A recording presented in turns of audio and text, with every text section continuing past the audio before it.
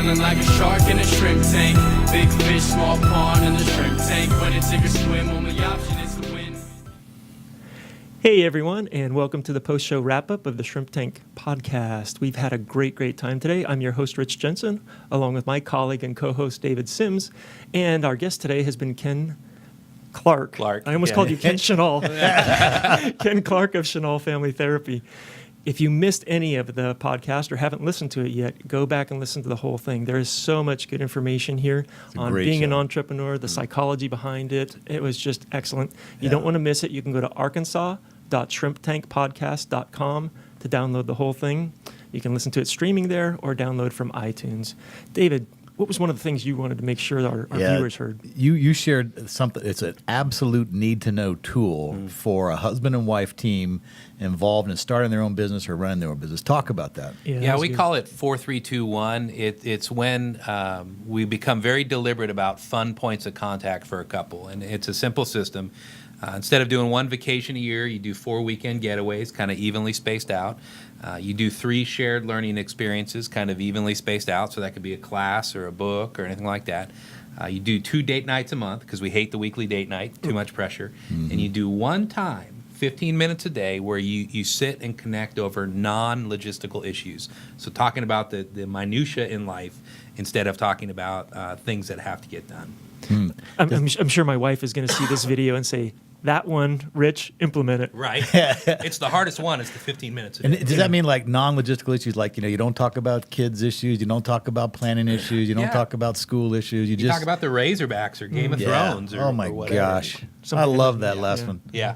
One of the points I really enjoyed about what Ken shared with us during the podcast is about what is the mentality, the mental makeup, or even I guess we could call the personality or personality disorder type of a successful entrepreneur. All entrepreneurs are a little off kilter. You gave us a really good diagnosis of a successful entrepreneur. Yeah, I think from a personality point of view, right, the ideal entrepreneur that we see succeed at 5 or 10 years is somebody who's got a little bit of narcissism, right? They're not too worried about what other people think of them, especially the naysayers.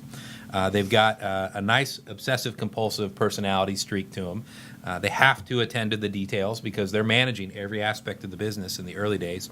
And there's a bit of a people pleaser because they're their own salesperson, customer service person. They've got to be able to connect with and care for the people that are handing them the cash. And so those 3 things coming together is kind of the ideal recipe. And I would definitely encourage our viewers, listen to the full podcast because that's kind of the personality when you get started. Yeah. However, as you grow and you start managing people, some of those personality traits can be irritants to your staff. Right? Yeah. And absolutely, what you really need is certain departments need to be run by a narcissist and run by somebody who's OCPD and run by a people pleaser. As you grow, it takes even more of those characteristics, but then you got to learn how to manage them and get them to all play in the same sandbox. Right. Yeah. Right. The third thing there was many good things on there, but the other one that I really wanted to have on the video segment is the Leadership 360 tool that you use for business owners. Talk about that. You had that thing where you said the moment of examining the self, the key leader or leaders in that was just fantastic. Yeah, as a business owner, we don't examine ourselves enough, and yet we're examined all day by the people around us. They watch us, they take their cues from us. It's even more so for a family-owned business or a couple that runs a business, and the tool that we're developing, really proprietary tool, helps a couple or a family or a parent and child who run a business see their relationship through their employees and coworkers' eyes and how that relationship helps or holds back the business. Right. Most families, most couples don't have the time or space to really take stock of self, and it's hard to see yourself through those other people's eyes.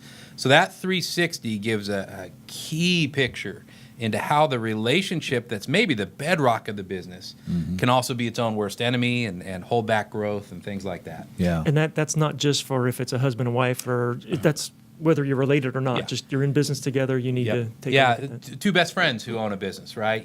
Two friends who started this thing and go out to lunch together every day may have employees who feel very left out of that. Right. But how would they know? Right. So that 360 process, that examination is crucial to not going off the road. And it helps create that. You talked earlier in the broadcast too about creating a culture of commitment and trust, or communication and trust. Communication and trust, Yeah, so that Leadership 360 can really be a tool to examine whether that's happening and What do you got to do to improve it if it's not? Leaders have to go first with that moment of examination. Yeah. Otherwise, your employees won't. You can't lead people any farther than you've gone yourself. And if you need honesty from your employees, you've got to ask your employees to tell you the honest truth about you. Wow. Well, Ken, it's been so good having you on with us. I enjoyed it so much. If you have not heard the podcast yet, go and listen to the full podcast. I guarantee, and I don't use that word often, you will learn a lot, you will gain a lot, and we've already decided Ken's going to come back as another guest. So. That's right. We love getting free mental health advice. Right? Yeah. So as long as you commit to do that, we're in. We'll pay for your lunch every time. Quickly, Ken, if someone wanted to get a hold of you, especially after they listen to the full podcast, what's the best way for them to reach out to Chenal Family Practice? Super easy to find us on the net. We're chenaltherapy.com, and that's spelled CHENAL therapy.com, or 501-781-2230. Reach out. We'd love to talk. Great.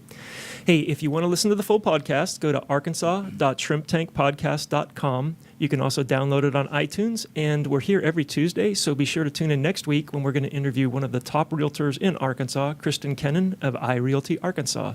Until then, remember, to be a shark, we all start out as shrimp.